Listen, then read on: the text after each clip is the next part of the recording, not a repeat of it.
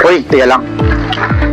Ano nga ba yung crime mapping? So, ibig sabihin, crime mapping is a process of collecting, analysis, and displaying crime data on a map to show where crime happened itself, police investigation, and community leaders to understand crime pattern, spot, and trends in a specific area.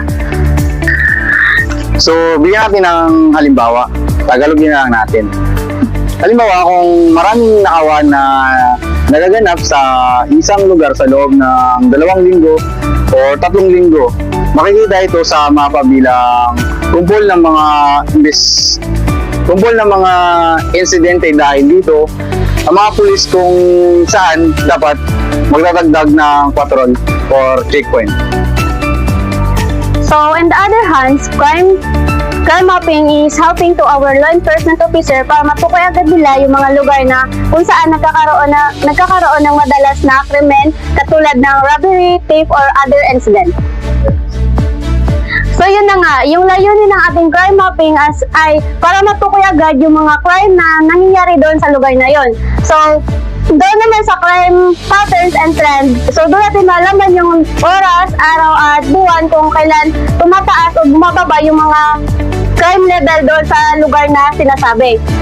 At magkaroon ng mas maayos sa deployment ng mga pulis kung saan kailangan lagyan agad ng mga checkpoint or foot patrol doon sa lugar na nagkakaroon ng mga cases.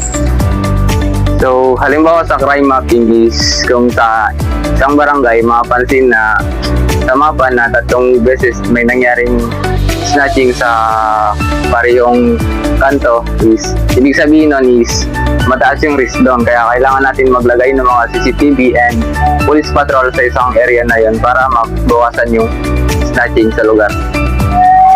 So, sa madaling paliwanag, crime mapping equals pagsusuri ng datos ng krimen plus paglagay sa mapa equals mas mabilis na solusyon at prevention.